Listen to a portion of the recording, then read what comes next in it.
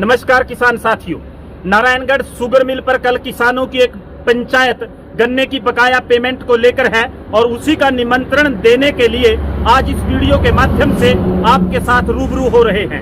किसान साथियों, मैं आपको दिखाना चाहूंगा ये ट्रैली जो किसानों ने दिल्ली का मोर्चा जीतने के लिए अस्थायी ठिकानों के रूप में तैयार की थी।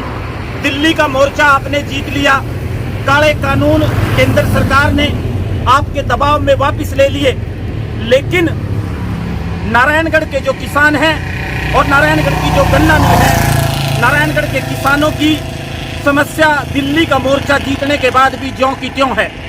आपने जो ट्रैली और जो जुगाड़ दिल्ली में लड़ाई लड़ने के लिए अस्थायी घरों के और ठिकानों के तौर पर बनाया था, आपने अपने उस जुगाड़ को दोबारा ट्रैली में तब्दील कर लिया। आप दिल्ली से वापस आ गए, अपने खेत खलिहान का काम करने लगे।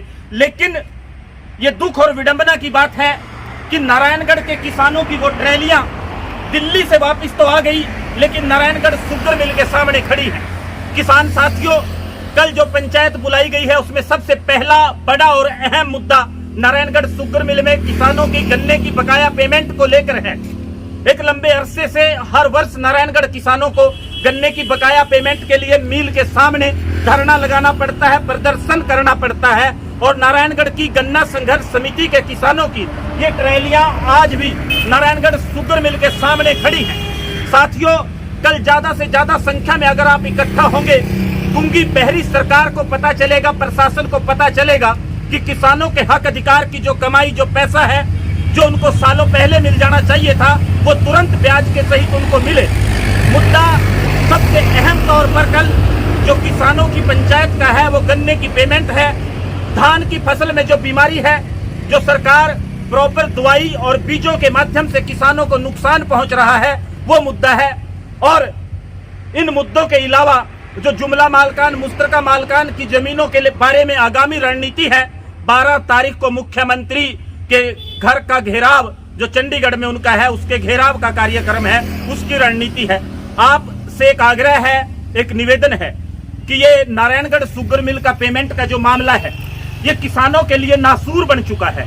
इस नासूर को जड़ से उखाड़ कर फेंकना है और किसानों के गन्ना बकाया पेमेंट की लड़ाई को दमदार तरीके से आपने यहाँ ज्यादा से ज्यादा संख्या में पहुंचकर लड़ना है। और इसीलिए आप सबसे आग्रह है कि कल जो नारायणगढ़ शुगर मिल पर संयुक्त किसान मोर्चा हरियाणा के आह्वान पर एक किसानों की पंचायत बुलाई गई है, आप उसमें ज्यादा से ज्यादा संख्या में पहुंचे और प्रशासन और गूंगी बहरी सरकार तक अपना दुख दर्द तकलीफ और जो आपका हक अधिकार गन्ने की बकाया पेमेंट को लेकर है, वो बात उस तक पहुंचाने का, उनके ऊपर दबाव बनाने का काम करे। साथियों, ये कोई कहने की बात नहीं, पहले अनेकों बार मैंने बताया कि हरियाणा सरकार, पंजाब सरकार के ज्वाइंट टाइम का बनाया कानून है कि किसानों की गन्ने की बकाया पेमेंट 15 दिन के अंदर गन्ना मिल में देने के दी जानी चाहिए।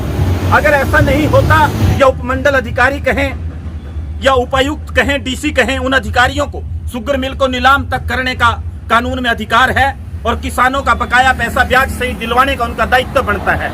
लेकिन आखिरकार ऐसे क्या कारण है कि अपनी फसल का पैसा लेने के लिए भी किसानों को संघर्ष करना पड़ता है, सड़कों पर बैठना पड़ता है, आंदोलन और धरने प्रदर्शन करने पड़ते हैं?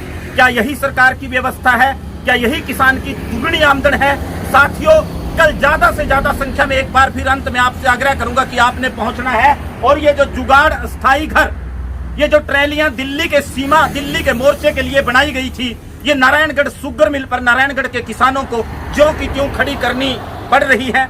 हो सकता है आप लड़ाई जीत कर घर बैठ गए हों, लेकिन नारायणगढ़ शुगर मिल से संबंधित जो किसान हैं, उनकी गन्ना पेमेंट की बकाया समस्या ज्यों की त्यों है। आपसे आग्रह है कि ज्यादा से ज्यादा संख्या में कल किसान पंचायत में पहुंचकर धरती पुत्र कमेरे किसान की आवाज को बुलंद करें। धन्यवाद। जय किसान साथी।